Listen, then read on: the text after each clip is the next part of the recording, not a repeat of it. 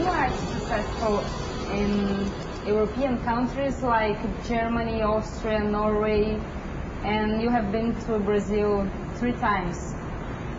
Which are the main differences between the audience here and there? The fans really go crazy over here. I mean,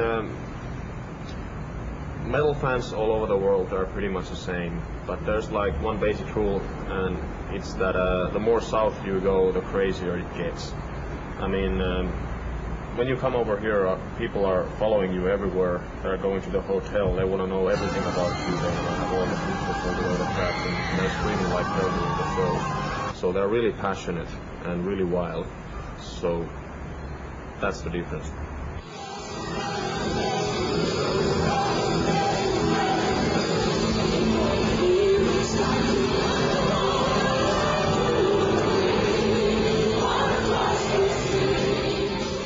People are fans, they are fanatic, that's where the fan comes from. And so I guess with this group, I guess the success has a lot to do, and the adoration is because, well, the music is quite unique in the way how it's put together. And of course, it's also in the genre, even though there are female-fronted bands, it is a little bit also exotic to have her to do the vocals. That might help.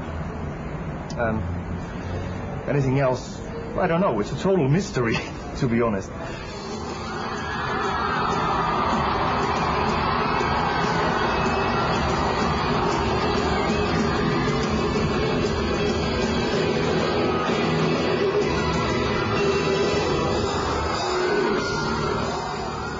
Now, the metal audience is the most honest audience, and a metal fan is the most honest fan.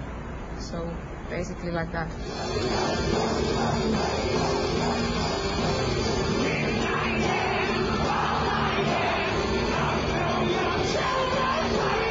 É uma coisa assim, é genética, né? Nossos pais gostavam de heavy metal e nós gostamos de heavy metal.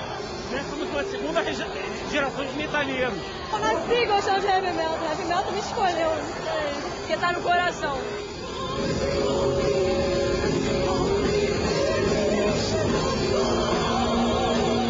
I mean, they're the most loyal fans in the whole world. I mean, it's something to do with when a metal fan listens to a band that he or she likes. It's not just music, it's something much more. For some people, it's almost like religion, some bands. You know, they want to know everything about the lyrics and the music, and they follow the band. They want to know the details of every person, and it kind of grows up to be something more than just a music group for them.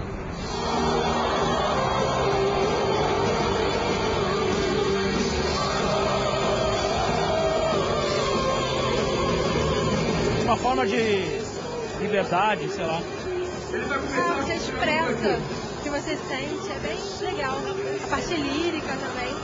Por que se vestir de preto, levar pra vida como um todo esse gosto pelo rock pesado? Acho que você já nasce assim, aí faz parte, entendeu? É uma coisa que já vem de dentro de você. Cara, uma questão de encanto. Eu acho que a sonoridade, o tipo de levada um pouco reta, é como se emocionasse a pessoa, sabe?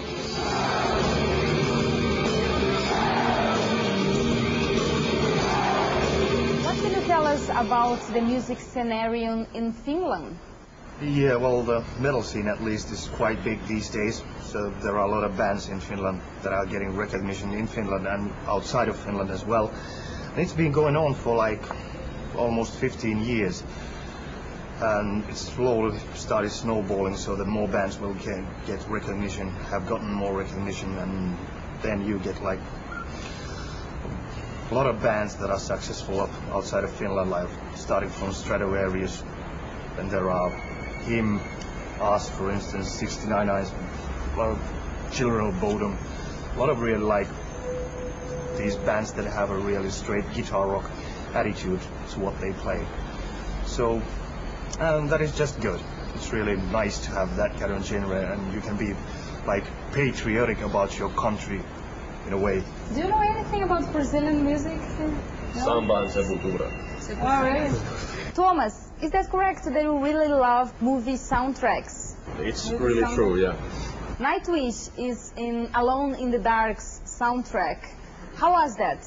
Well, it was just like the record company's idea, and the director of the movie, Alone in the Dark, he really liked the song Wish I Had an Angel, so they just made some collaboration, and it ended up being kind of like the theme song for the movie. It's going to be played during the end credits of the film and all that, but it has like nothing to do with my fantasies of doing music for movies, so it's just a very different thing. I mean, this song was done much before it ever came to be on that movie, so it was not done for the movie. And when you made Once, were you thinking about like small pieces of soundtracks? That's exactly what I was thinking. I think the songs on Once, they're like field music covered under a veil of heavy metal, or the other way around. Does your music have a gothic influence? Well, we kind of dress in black and we have a female singer, but that's pretty much it. I mean, there are so many people who consider us as a goth metal band, but I totally disagree. I don't think that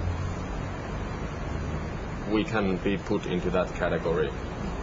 How would you classify yourself? It's symphonic heavy metal, or just heavy metal if you please. Here are some expressions we can find at your lyrics. Dead garden, dead world, dark thoughts, dark path. A lot of things that may sound depressive for some people. Are you hopeful people? Occasionally, yeah. I mean, it's just that when you are doing songs, there's only so many happy themes that you can make songs about. I don't feel like a need to do songs about happy things. You know, I just want to get rid of all the demons from my head, and that way live a better life in this life. But you just put all the anger and frustration and all the bad feelings, fears, wishes into the music, and it really helps.